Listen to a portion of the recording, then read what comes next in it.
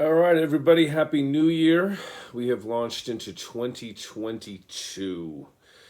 After a very turbulent 2021, I want to talk a little bit about some of the new kind of energy and movement that we'll see in 2022.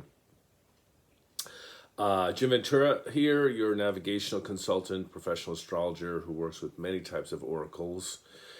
It's very common during the new year. I get a lot of clients that want to do kind of like a New Year spread. Since there's a number of different oracles that I work with, it's kind of fun to look at, what your rune stone is for the coming year, animal totem, Lakota Indian card, angel message, your personal numerology. Very common request. New Year's is kind of universal for everybody, but also that's a very common request I get from people for their birthdays, because that's just kind of like your personal New Year is your birthday. So both, at any point it can be done, but certainly the New Year and birthday times, or even when this becomes a stronger pull. So I want to talk a bit about kind of some of the universal themes that we'll see this year. If you're wanting a more personal view, of course, I can do sessions both in office and by phone and FaceTime and things like that for clients that are interested. But I thought I would do a kind of just a feel for the year universally. So there's a couple of, meaning like how many, some of the basic themes that we'll see out in the world and also personally for all of us to some extent. So that was fun. I kind of did that last night, and I pulled a different card and different runestone to get a vibe, and it was really an interesting pattern. I want to talk a little bit about that briefly on today's video. First off, we're moving into a 6-year in numerology, the universal year. Last year was a 5 about change, movement, adaptation, antagonism. There were a lot of themes of shifting and changing last year, but it can feel like a little bit of a roller coaster. 5 energy can be like that. This year, though, 2022 is a 6, and the 6 is about service and responsibility and home and family and groundedness. It's about giving. So we're going to see some different kind of energy themes just highlighted this year overall. Some of the negatives to the 6 can be being subservient, being overprotective of home and family, and some of the themes of the 6 are giving too much and having to learn how to receive. But overall, the energy of a 6 is a lot more stable in that way than the 5-year, which is more about pushing for change. Also, February 1st, we start the year of the cat. We came out of an ox year, which is a year of responsibility and burden. The ox is good for ox people, in Chinese astrology, but someone like me who's a dragon, it was a little bit of a tough year. Many of you might have felt that, of kind of coming to terms with some things that might have been uncomfortable, but that's the strength of the ox to carry burdens. So this year's the year of the cat. I always think of the Al Stewart song, Year of the Cat, with that great line where he says, she comes out of the sun in a silk dress running like a watercolor in the rain. As a writer, that's a brilliant line. So cat, we can also look at the year of the cat, both from a Chinese calendar and also we'll look at that from a Druid perspective of representing the cat energy. So, or in this case, they call it the year of the tiger. Year of the Tiger is about creativity, growth, movement, travel. It's a strong energy for recovery from paralysis. There's more cockiness to the tiger, and we were definitely paralyzed last year, a lot of social unrest. Tiger's also connected with wealth. So it can be a prosperous year in a lot of ways for people. We have to kind of be careful of the tiger being a little wild and pushing the limits. Too, that's a good reminder, but that will correlate with your own Chinese astrology if you look that up, and there'll be some tiger energy for everybody. If you look at the energy of the cat, so similar dynamic in the Druid culture, cat, there's a great expression where they say a cat may look at a king, and that means a cat can be confident. If you have a cat, this cats kind of feel like your roommate versus a dog that's more loyal. Cats can be loyal too. But the energy of a cat is more cocky. The looking at a king means they feel equal in a way. So it's a strong year for confidence. We see some correlations with the energy of Leo. as well.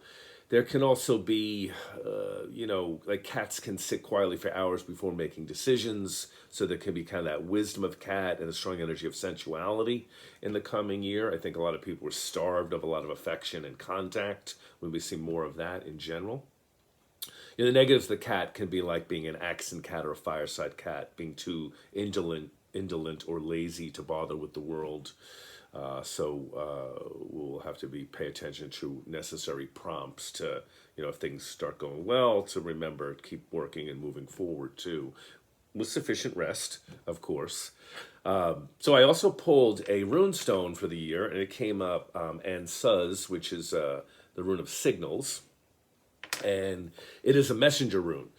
So universally, we can expect a lot of new pathways, new tracks, new innovation, people moving in different territory, changing of camps. There's even an association with this rune about,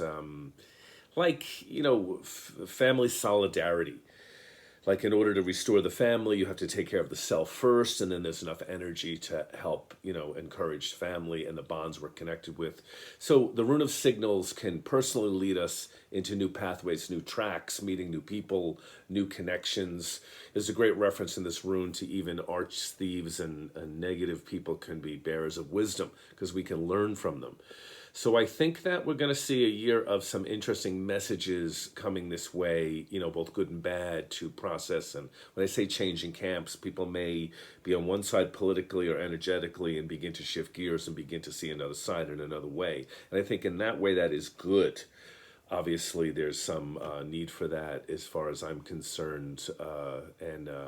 It's a lot personally about integrating unconscious motive with conscious intent, being aware of what you're creating, being aware of the multiple sides to events and circumstances and situations. So personally consider that, but also again look at that in relation to what we might see out in the world.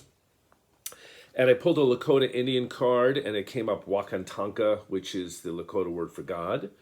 So universally, we can see more debate and discussion about the energy of God from religious perspectives and spiritual perspectives, good and bad. There can be a little battle about that, but being more aware of the larger picture can be something that more people tap into. Our connection to God, the source, and maybe coming to a recognition that we're all part of God in that way, and it's important to acknowledge that you may disagree with someone, but they're part of God too, and that's a good reference or an awareness to have to mitigate a lot of the turbulence that we saw in the last year or two as well.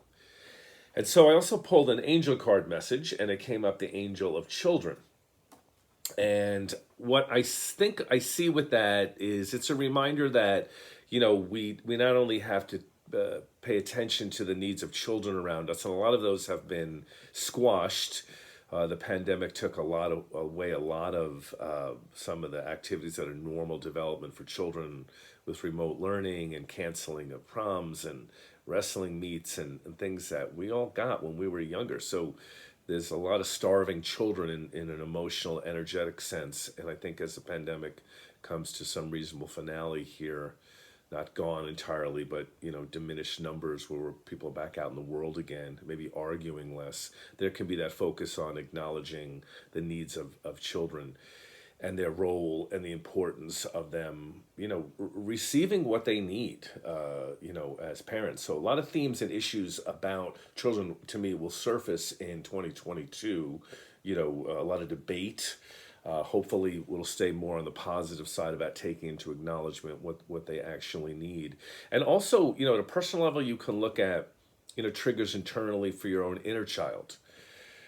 We all need to play to be acknowledged, to be, to have that child side of us honored. And a lot of our wounds stem from old emotional patterns. I often recommend to clients that it could be beneficial to, do a meditation and go rescue your inner child. I've done this myself quite a few times. It's that child sort of still exists in time, waiting to be rescued, if you've gone through difficulty during your childhood, which many of us have. And you can, as an adult self, go and save that child in that way and embrace them and love them and get in touch with the child inside of all of us in that way and give them hope and light again. So these are just a couple of brief acknowledgments about what we may see in the world and that everyone may participate in personally.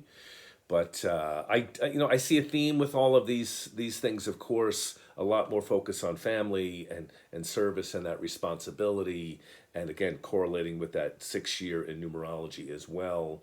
But a little bit of cockiness in a good way with the cat and the tiger energy coming in to be playful and proud, and bringing some of that to the surface as well. So I do feel this will be a stronger year, at least overall for a lot of people. The 6 vibe is again more solid and less of a push to change. Of course, there'll be challenges like we always have. But I wanted to give you a universal look at what we might be diving into in 2022. And again, keep in mind on your birthday or even any time in the new year, personal sessions can be get into more detail with me. You can go to jimventura.com for information on setting up a session. I have a new client special right now. Or again, if you just want to kind of ride on the wave of what we talked about here, there can be value. But yes, that's something you can check into.